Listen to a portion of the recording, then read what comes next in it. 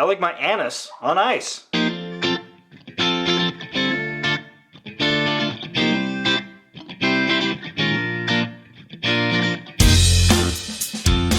Hello and welcome to Intoxicated Masculinity. If it's Wednesday, we have a cocktail video coming at you. So today we are going to start off, we previously did Old Fashioned October, now we're going to do Venezuela November.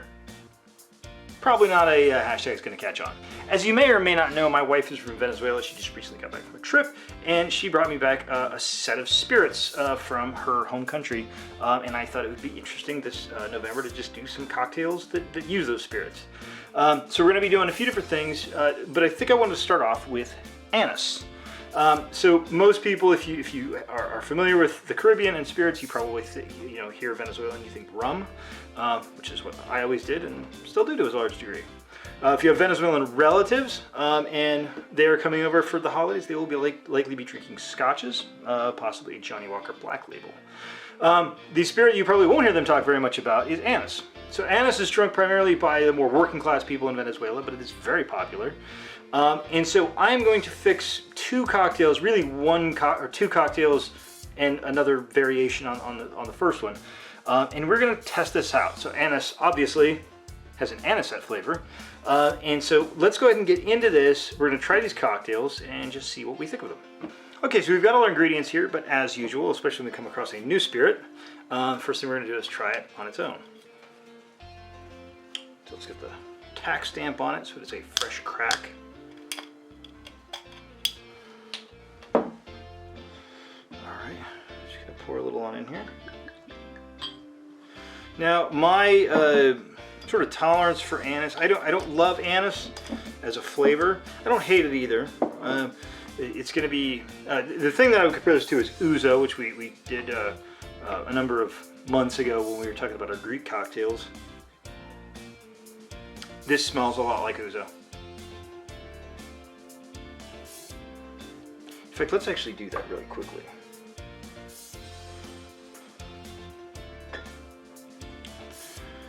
So just kind of in the spirit of thoroughness, I'm going to go ahead and pour just a little bit of our ouzo as well, because these are very, very similar liqueurs. Liquors, I guess. I'm sure that's considered a liqueur or not. All right. I mean, it's anise. It is just anise. There's not a lot of complexity in the nose. So the ouzo is much more mild. The anise is obviously there, but and again, this is just on the nose. Our anise, it's weird to call this anise. Anise Cartujo is much more bold with the anise flavor. It is, if you like anise, you are going to love this. If you do not like anise, probably can't recommend it. So I'm gonna actually start off with the ouzo since it's a little bit more mild.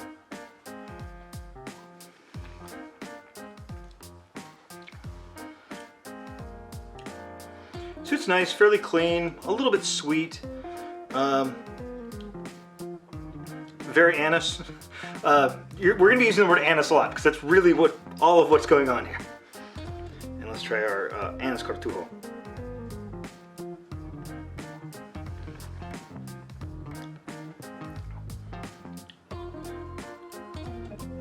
Interestingly enough, so on the nose, the anise Cortujo is much more anisey. On the palate, I would say they're very, very similar. The one difference being the ouzo is 40%, our anise Cartujo is 30%, I believe. Yes, so it's gonna be 30%. So the ouzo is gonna be a little bit higher alcohol proof, but not much. We can go back and do each one more time real quick.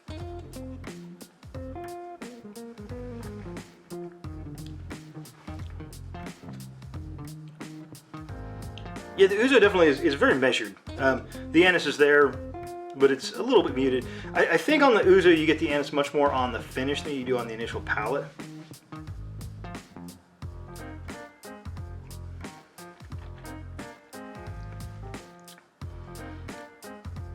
Yeah, I think if I was to say the main difference between these two, the anise Cartujo, the anise is more front-loaded, and the ouzo, it's a little bit more on the palate. These are not vastly different spirits, especially given the cost difference between these two. I would probably buy the anise Cartujo. because you're kind of getting the same thing for, I would guess, a significant difference in price. Again, I don't know how much this costs. I would have to check up on it. Again, it's not available here in the States, so you have to do conversions and stuff. But if you are choosing between the Ouzo or the Ounce Cortujo, and there's a significant price difference, I would go with this one. If they're the same price, then just flip a coin. Okay, so the first cocktail we're gonna make is basically just anise and yogurt. And I did not know what this is not what they use in Venezuela. This Chobani is the closest thing we have. And it's basically like a drinkable yogurt. New to me. So we're gonna start off with is our anise. So all three of these cocktails, so the first one, like I said, is our yogurt and anise.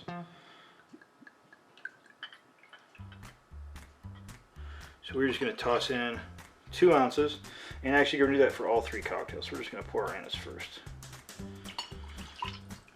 Now normally as a rule of thumb when you're making cocktails, to always use your cheapest ingredient first. In this case, they're all kind of the cheapest ingredient. Alright, so as I said, our first cocktail is going to be our anise and yogurt. So I got this Chobani. This is not what they use in Venezuela, but this is the closest thing we have here. I'm using the mixed berry. I was told that primarily in Venezuela they would be using the strawberry, but they didn't have, at least where I could find it, a strawberry only, so this is what we're using instead. Make sure you shake this up real good before you use it. People typically do not like chunks in their cocktails. All right, so that is done. So for our next one, these next 2 are both Maraquita. It's just different ways of making it, and I've kind of heard multiple ways of making it. So what we are going to do for our first one is we're going to use Gatorade. I'm just going to toss in 1 ounce. And then for our other variant, we're going to toss in lime juice. And I think I'm going to do 3/4 of an ounce. That might be a little overdoing it. I was thinking half. We're going to go 3/4. If it's too much, we can always take some out later. All right, so those are our primary ingredients. Now for these 2, we're also going to top with soda water, but I'm going to get to that in just a second. So first of all, I'm going to get some ice, toss it in here, and mix these up a little bit. All right, so let's go ahead and get some ice in these.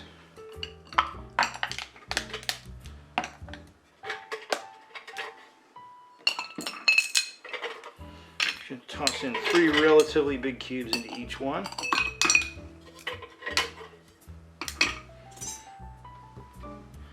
Just going to give those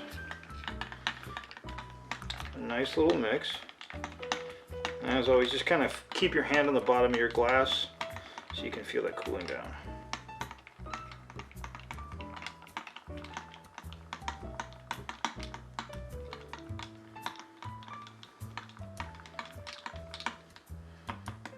I'm not going to garnish these.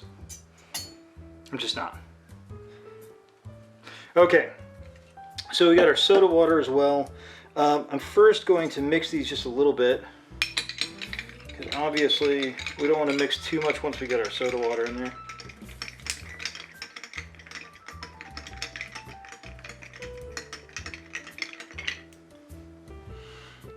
And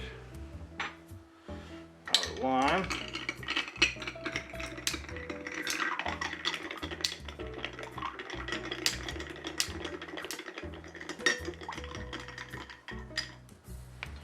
Okay, so then I'm just going to come in and top off my Maraquitas soda water, just like so. And I'm going to turn these guys just a couple times real quick, just to make sure the soda water is incorporated. And as with all cocktails, if you make yours differently, I've not been to Venezuela yet. I do plan on going.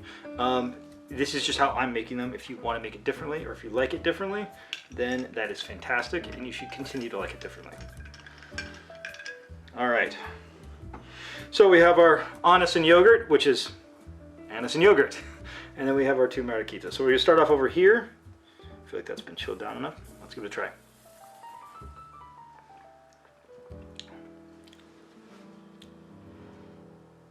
it's not bad.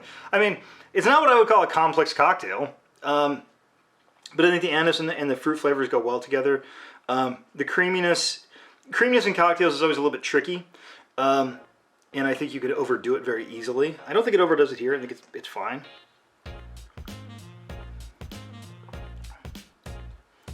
Again, I'm not going to say it's my favorite cocktail I've ever made or anything, but that's perfectly pleasant. You can sip that on a beach or on a pool and be perfectly happy with it. Now, I'm calling these for my purposes Maraquita 1 and Maraquita 2. So we're going to try number 1 first, or numero uno if you prefer.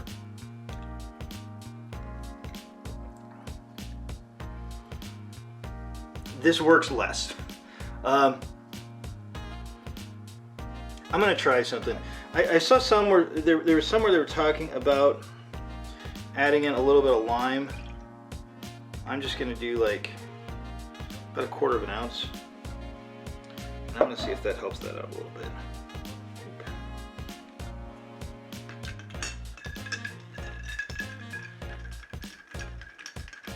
I'm going to let that sit for 1 second. We're going to try our just anise and lime.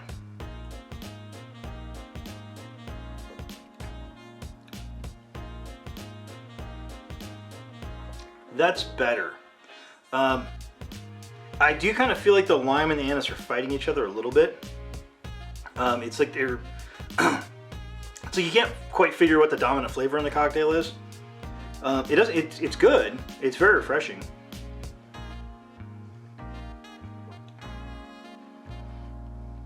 Yeah, I like that. That's not bad. So I'm gonna go back to this one and I put a little bit of lime in here.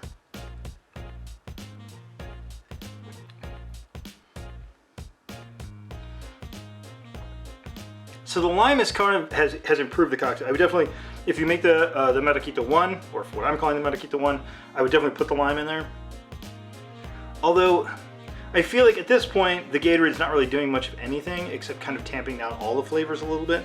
So I think this is probably the least interesting of the cocktails.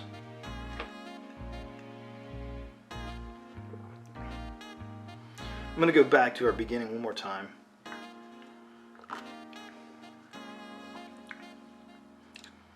It's fun. It's like creamy. It's very refreshing.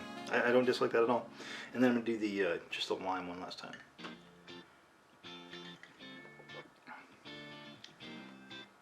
So this is definitely the most bold because you just have your two main flavors. You get your lime and your anise.